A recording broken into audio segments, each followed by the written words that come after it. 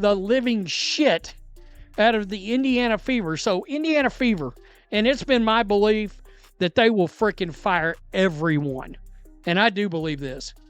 So if you're a Fever fan and you're hoping they'll keep Caitlin Clark, it's my belief that when push comes to shove, there's no way they can let her get away. They will fire everybody and start over. That's my belief. I cannot imagine the level of fumbling the bag that would have to be done.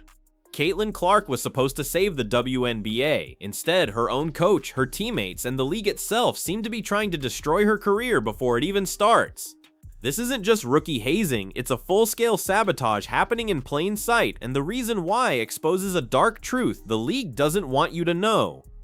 Caitlin Clark meant to the WNBA? Everything. She's changed the dynamic and history forever for women. I see a lot of young girls here today, and I see how inspired they are, and she's even gotten me back into basketball. I think she has brought attention. She did it for us. We had never watched, and we have become big fans. I don't think her contributions have been extreme as what people think they are. I think the league in itself has been getting better, and that's really what we should be focusing on. I think she's brought a lot of attention to the WNBA, and it's needed. I think it's great. I actually grew up watching the WNBA, so it's really exciting to see a resurgence. She meant everything. I never watched it before.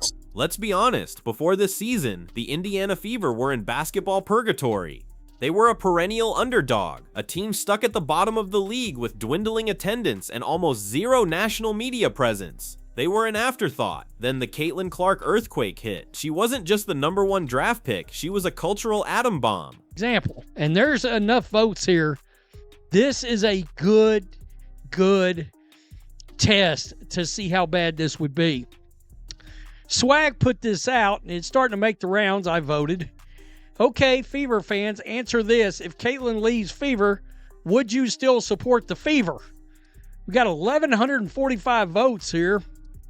Nope, my bags are packed is far and away leading. Her games at Iowa had already shattered viewership records for both men's and women's sports. Her Fever jersey sold out online before she was even officially handed one. Arenas across the country were selling out months in advance, not for the home team, but for the chance to witness the phenomenon in person. The Fever didn't just draft a player, they drafted a one-woman economic stimulus package.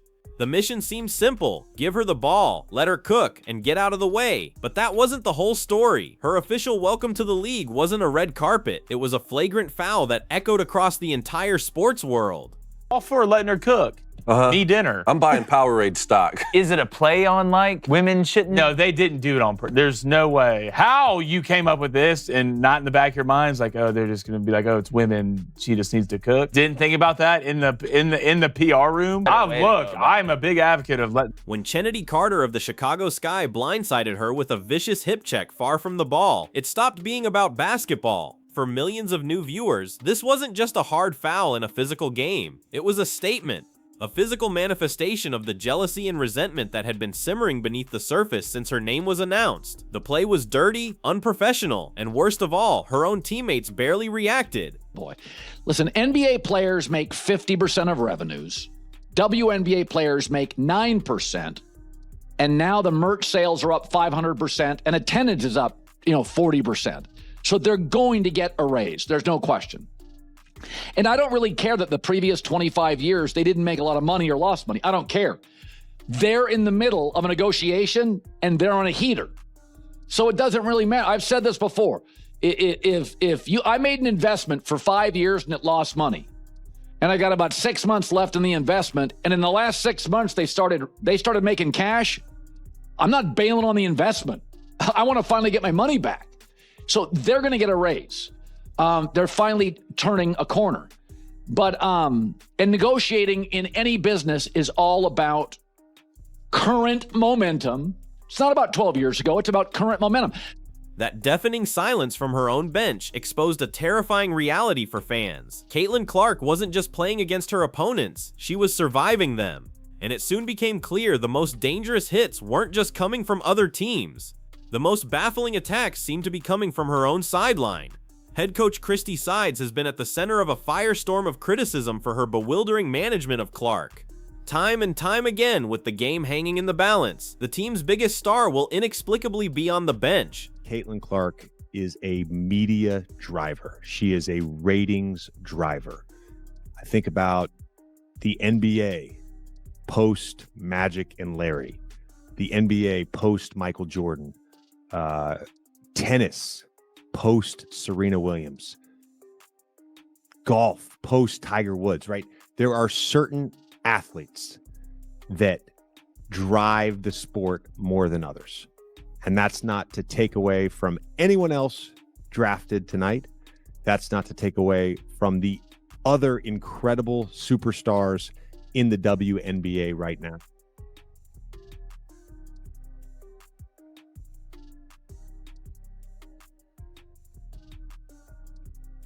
She'll drop 20 points and a handful of assists in 3 quarters, only to be turned into a glorified decoy in the 4th, parked in a corner while other players launch ill-advised shots. Fans, both new and old, watch in disbelief as the team's most explosive weapon is holstered during the most critical moments. You don't buy a Ferrari to leave it parked in the garage during the race. The t-shirts don't bother me, but why do you take a shot at the Golden Goose, Caitlin Clark? You guys were flying before she arrived on one of those airlines that made you pay for a cup of water. One of those airlines that is the planes are the color of a highlighter. Now you're flying private. Okay, if you're in a band and you're staying at the Motel 6 and you add a band member and now you're at the Ritz-Carlton, keep your issues to yourself. The post-game press conferences only add fuel to the fire, with the coach often delivering lukewarm, dismissive praise for Clark while passionately defending veterans who are struggling. It has stopped looking like rookie mistakes and started to feel intentional. The question is no longer if the coach knows what she's doing, but why she's doing it. If you think the resistance was only coming from the sidelines, you haven't been paying attention to the dynamics on the court. Age 23. I'm going to pass on that question, actually. WNBA star Caitlin Clark is transforming women's sports. She fills arenas night after night, and her games have smashed TV viewership records. And if you watch Clark play, well, it's not hard to figure out why. She makes deep three-pointers look easy. And like all stars, wants the ball when the game is on the line. The team she joined was a losing franchise. Now they're flying on private jets, playing in sold-out arenas, and getting primetime national TV slots, all because of one person. You would think they'd be carrying her on their shoulders. Instead, the on-court body language tells a different story. Passes that should be easy look forced. Celebrations feel muted.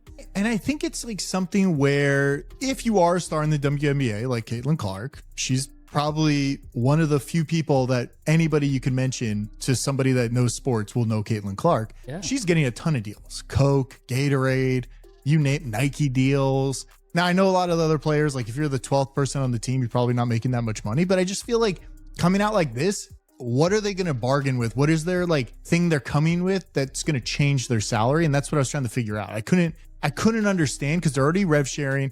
The NBA already gives them money, compensates for the loss they make every year because they lose 50. There's a persistent rumor mill of veteran resentment, a quiet resistance to handing the keys over to the rookie, no matter how brightly her star shines.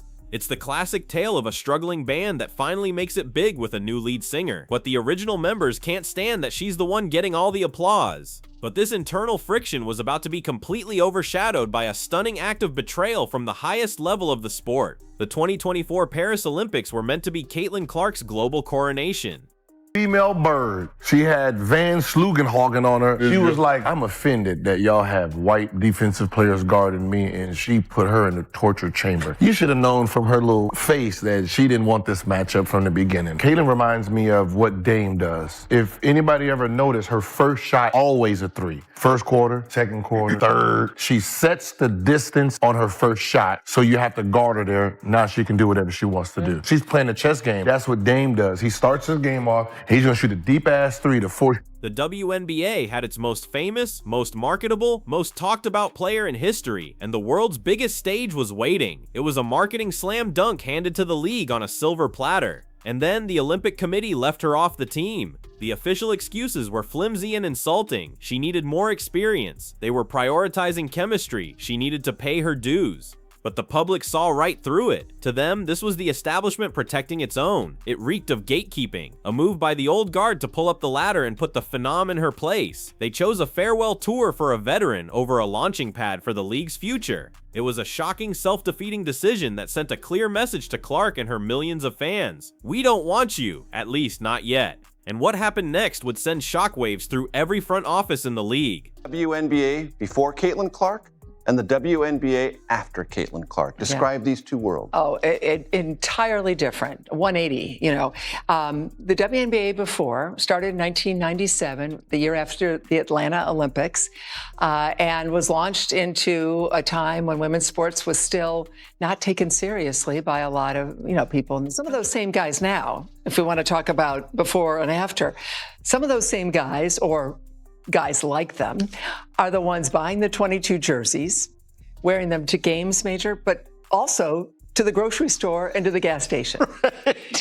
It is now cool to be a WNBA fan, and it is cool to love Caitlin Clark and the spotlight that is finally shining on these players. The fans revolted, not with riots or protests, but with something far more powerful, their wallets and their undivided loyalty. A social media poll asked Fever fans a simple question: if Caitlin Clark leaves the team, will you still support them? The result was an avalanche. Over 80% of thousands of respondents effectively said, nope, my bags are packed. These aren't just fans, they are a mobile nation. They didn't fall in love with the Indiana Fever. They fell in love with Caitlin Clark. They are the ones buying tickets in every city she visits. They are the ones driving the merchandise sales. They are the reason the WNBA is suddenly a hot commodity. Their allegiance is to a person, not a logo. And they are watching this slow-motion sabotage with growing anger. Their threat to leave isn't a bluff. It's a business forecast that predicts total financial collapse for whatever team she leaves behind. Talk about the Olympic snub. On the night that I broke the news, someone read me the list that Caitlin Clark was not on the Olympic team, which was June 7th. She had just had 30 points and 7 threes against Washington in an amazing game. And bottom line on this is they did not want her on the team. There was either a sense that she needs to wait her turn. They wanted to give Diana Taurasi the going away present. Name another time when you would ever give an athlete a going away present with an Olympic berth. Outrageous. So Caitlin said, hey, it's okay. And in interviews, she said, it's all right, I'll make it the next time. Well, in the book, I have a wonderful anecdote from then. This entire situation is a ticking time bomb with a very short fuse. Caitlin Clark is on a 4-year rookie contract. That may seem like a long time, but in the world of professional sports, it's the blink of an eye. The Indiana Fever has an incredibly short window to prove they are the right place for her. They need to provide a coach who empowers her, teammates who support her, and a franchise that fiercely protects its most valuable asset in history. If they fail, there are 11 other teams that would tear down their entire roster and rebuild it around her in a heartbeat. The Fever would instantly revert to being what they were before she arrived, an irrelevant footnote. And the millions of new fans she brought to the league? They'll pack their bags and follow her, leaving Indiana with nothing but an empty arena and the ghost of what could have been. Let's talk about the money, because that makes the sabotage even more insane. I was mesmerized by her. And I will tell you this. This was the greatest performance I've ever seen in the NCAA tournament, girl or boy. Greatest performance. On this biggest stage? Well, I'll tell you why. Because rarely does a game like this live up to its hype. Yeah. Rarely do you have the two superstars play like superstars, because you got to understand the scout report is geared to stop you. All the hype coming into this is going to be people who've never watched a girls' basketball game watched. A lot of people watched for the first. That'd be fine if her way was producing championships. Instead, it's producing late-game melt. The WNBA is in the middle of negotiating a new media rights deal. Before Clark, they were hoping for a modest increase. Now, thanks to her record-shattering ratings, that deal could be worth billions. Every single player in the league, including the ones giving her the cold shoulder or throwing cheap shots, stands to get a massive pay raise because of her presence. They are flying on charter flights instead of commercial because of the revenue she generates. Their salaries, their endorsements, their entire financial future is being lifted by the tidal wave she created. To actively work against the person who is literally putting more money in your pocket isn't just bad sportsmanship, it's financial self-destruction. It reveals a level of bitterness so deep that it defies all logic. Perhaps the most insulting part of this entire saga is the gaslighting. As millions of new fans tune in and see the obvious hostility and questionable coaching, a certain segment of the old guard media and veteran players are telling them they're crazy. They say, this is just how the WNBA is. You're too sensitive. They claim it's just welcome to the league rookie treatment. They are trying to convince an entire generation of viewers not to believe their own eyes. They want you to think that a player being systematically frozen out of the offense and physically targeted is normal. But these new fans aren't stupid. They know what a superstar looks like, and they know what sabotage looks like. This isn't just a disagreement on strategy, it's a desperate attempt to maintain control of a narrative that is slipping through their fingers. And now we have to talk about the elephant in the room, the conversation that's raging online but that mainstream commentators are terrified to touch. Is it possible that some of this hostility is about more than just basketball?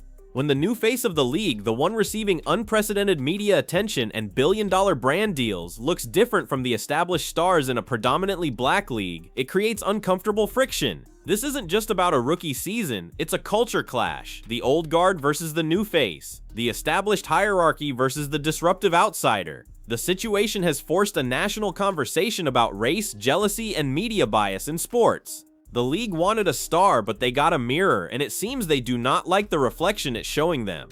In the end, Caitlin Clark is fighting a war on all fronts against hostile opponents, against a confusing strategy from her own coach, against a league establishment that fears her power, and against a media narrative trying to deny her reality. The WNBA prayed for a savior to bring them into the mainstream. They got one. But it seems no one was prepared for the revolution that came with her. The question is no longer whether she can carry a franchise to glory, but whether that franchise and the league itself will stop trying to tear her down and finally let her. Because if they don't, they won't just be fumbling a player, they'll be destroying their golden goose before it has even had a chance to build them a golden empire.